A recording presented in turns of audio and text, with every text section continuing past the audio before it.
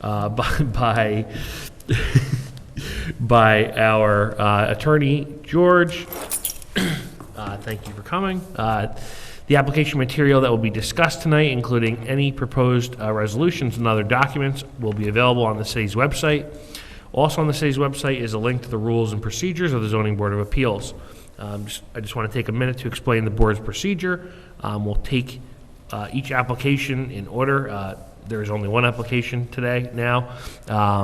And we'll hear first from the applicant, and then after we hear from the applicant, we'll open the floor to comments from the public. If you wish to speak, please step up to the podium when it's your turn. Clearly state your name and address for the record. All comments should be directed towards the zoning board, not to the applicant or any city staff. I have an outline that I'm going through. Just generally, the Zoning Board of Appeals hears and determines appeals from administrative decisions, petitions for variances, and other such matters. The item on today's agenda would be an area variance. The factors that we consider when balancing the area variance test are as follows. And if you are to speak, if you could just speak to these factors to help us best determine this application. One, will an undesirable change be produced in the character of the neighborhood or a detriment to nearby properties be created in the granting of an area variance? Will the proposed action, that's typoed. Sorry. Can the benefit sought by the applicant be achieved by some other method feasible for the applicant to pursue other than an area variance? Is the area variance substantial, and will the proposed variance have an adverse impact on the physical or environmental conditions of the neighborhood or district? And of course, my favorite is the alleged difficulty self-created. Every decision must also be supported by evidence in the record. We're a 5-member board. To get an approval, you must have a majority vote, so always 3 positive votes. Today, there's a full board, so you'll need 3 of 5. Thank you for that. And then, board, have you all been able to review the minutes of the December meeting of the Zoning Board of Appeals? And are there any comments or additions, deletions, etc. to the minutes? If not, can I have a motion to accept the minutes? So moved. Can I have a second? All right, that's Montos, second. All in favor? Aye. Just wanted to note that the original agenda item number 1 has been removed from the agenda at the request of the applicant. That application has been withdrawn, and we move on. Can I have a motion to open the public hearing on agenda item number 2? So moved. Motion by Judy. Can I have a second? Second. Second by Elaine. All in favor? Aye.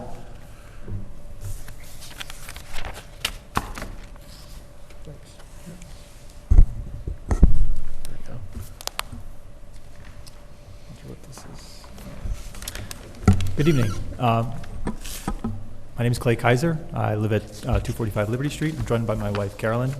And we're here to talk to you about our proposed alterations to our home.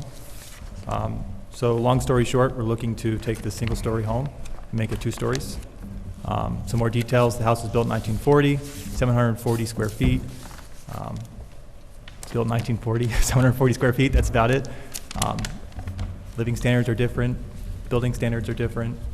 Everything's different. So looking to expand, and we think that the best way of doing that is to simply go up a level. So what we're, I guess another thing to add too is that the lot that we're on, it's in the R110 district, but we have a 50-foot lot, so it's a little bit smaller than what the district is typically calling for, but the district still requires a 15-foot side setback. So what we're trying to do is we're trying to go up a level. Right now, it's a hip-style roof, so it's single story with a hip-style roof.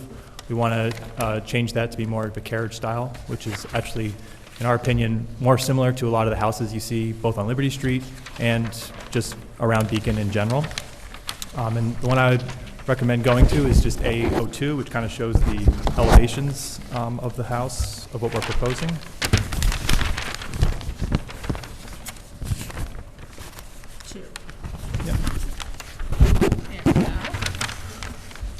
Yeah, so that kind of gives an idea of what we're trying to accomplish. it's not too dissimilar from what's there now. It's just a little bit taller. The idea is we'll take off the existing hip roof and, you know, beef up the structure to support the live load, and then, you know, add a new roof to support that second story. So I think that's the most important part. Yeah, like I said, it's kind of more of a carriage house style. It's not a full second floor, if you will, where like it's a, you know, full second addition and a big roof system on top of that. It's a little bit more integrated, which kind of fits in nicely with the houses around it. So it's going to be more like a Cape Cod? Yeah, similar So to a it's like Cape. a story and a half. They don't Story and a call it half, yeah. second So story. you'll see, we actually just walked around right before this, and we were looking, and we took a bunch of people like, oh yeah, that looks exactly what we're looking to do. It's, you know, essentially, it's a little bit taller than a Cape, just so you get a little bit more square footage upstairs.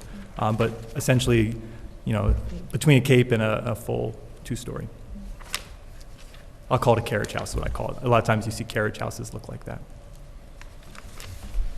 Okay. And same footprint, you're not getting any wider, you're not Yep. adding anything? Correct. back And that's or on the so, sides? yeah, so looking at that, I know one of the factors is, you know, physical, you know, environmental, things like that. Not expanding the footprint, we think that feels very good we think that's a better use, is to go up, because we're not, you know, trying to expand or trying to increase impervious surfaces. We're just keeping them how they are. The other one is characters mentioned. We think the character is probably more similar to the houses in the area. Although, I guess it could be considered sizable, the fact that we're maintaining the exact footprint, we don't see that as big of a detriment. Yep. What are the setbacks of your neighbors? Are they also out of compliance Yeah. with the variance? Yep. Yeah. So I think the house that's right next to us, I guess to the right, is a Cape, and that one's exactly, it's like a duplicate of ours, except they have a Cape instead of the hip roof. So they're out of compliance. Across the street is out of compliance. The other one on the other side of us is a split level. Their lot's a little bit larger, but I'm pretty sure, yeah, they're within 15 feet, because they just have the width of the driveway between them and the property line. So the entire, that little block of the neighborhood, unfortunately, is just, It was before zoning. As the old it was before zoning. Yeah, it's just, it's not really conducive for to really be able to meet that with the way the houses in that neighborhood are.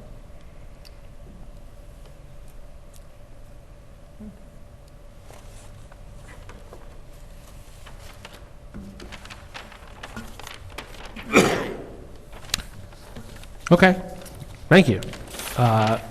Anyone from the public wish to speak? Sure. Good evening, Happy New Year, and thank you all. I just want to say that I'm in support of these neighbors, because I also live on Liberty Street, and I believe they're asking for a east-west variance. I believe their front door faces the east, or north. the front door faces the north, so the variances they're looking for is on the sides? Correct. Okay, so... Well, yeah.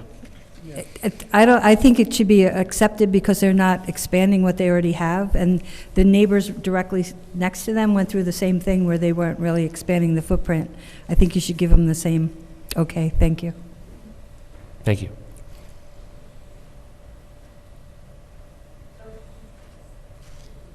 Not here for either of that. Okay. Any other questions, comments from the board? With that, I will take a motion to close the public hearing on agenda item number 2. Motion close. Motion, can I have a second? Second. Second by Elaine. All in favor? Aye. Aye? All right. Then we'll go through our test here. All right, so we'll just take both of these together. So just for the record, they're asking for a variance, a 1.7 yard setback variance where 15 feet is required, and a 9.3 foot side yard setback variance where 15 feet is required. Yeah, okay, all right. So as to whether an undesirable change will be produced in the character of the neighborhood or detriment to nearby properties will be created by the granting of the area variance, we find that I do not believe a detriment will be created. I agree. I concur, and also I think it's going to be bringing the house more into context with the other homes in the neighborhood. It actually looks a little different from the rest of the neighborhood. Yep. The way it is now, I think it's gonna be great. I think it's a good change. Thank you. I don't think it'll affect, I agree. I agree. All right. As to whether the benefit the applicant seeks can be achieved through another method feasible for the applicant to pursue that does not require area variances, the board finds that. No, even if you went down, you'd still need the same variance, so it's in the same footprint, so, no. Yeah, no matter what they do, it's non-conforming, they're gonna need variances, and they're not doing anything different than what they already have. They're on the same footprint, so Yeah. I'm fine with it. Well, I don't think that they would want to build a long shotgun house inside of the potential permissible space, especially since everyone else in the neighborhood is encroaching on the limits, so. The other thing to consider there is that the garage would kind of limit how far back you can go as well. Interesting. You would still need variances even if you went lengthwise. No matter what, you Because still you're need not it. conforming, no Yep. matter what you do, you need variances for this. Yep. Right, right. Agree. No, I don't see any other feasible. As to whether the requested variances are substantial, the board finds that. It is substantial because it's basically doubling the size of the house, but I don't think that's a detriment. It's not changing it's substantial for a 9.3 variance, it's 9.3 feet, but it goes with the existing house. Yeah, I have to say, the variants themselves are not substantial because you're not changing anything that you already have. So, from a structure standpoint, you're in essence doubling it, right? But that's not what the variance is about. The variance is about your side yard. So from that perspective, I don't see it as substantial. Yeah, I agree that's a that good point. if they were actually trying to increase the encroachment and get closer to their side yard, that would be potentially too much, but this is just a continuation of the existing status quo. And as to whether the proposed variance will have an adverse effect or impact on the physical or environmental conditions in the neighborhood or district, the board finds that. No. No. No, I think it'll improve it. Yes. As to whether the alleged difficulty is self-created, the board finds that. yes. Yes. Yes. Yes, you chose this house. As to whether this is the minimum variance necessary and adequate to preserve and protect the character of the neighborhood and health, safety, and welfare of the community. Yes. Yeah. Yes. Yes, all right. And then before we vote, we just have two requirements typically that we ask applicants adhere to. One is that all of your fees to the city are paid. And the second is that you obtain a building permit within 6 months of the date of the resolution, and then complete construction within 24 months after the issuance of that building permit. Is that acceptable? Yep. All Yeah, right. The building permit is already partly in, so Sure. Yep. All right. So the first one's also true.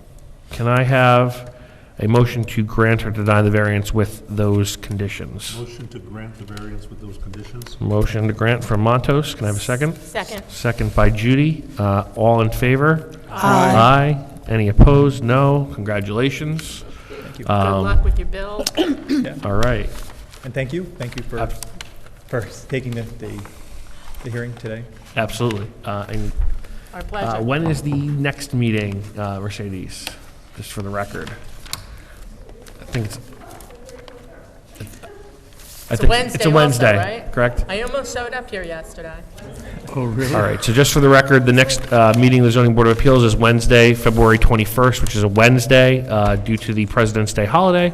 And I will take a motion to adjourn January's meeting of the Zoning Board of Appeals. So So moved. moved. Motion to adjourn. Motion by Judy, can I have a second? Second by Montos, all in favor? Aye. Aye, thank you, all right. Good luck. Wow. Oh, my God. 13 minutes.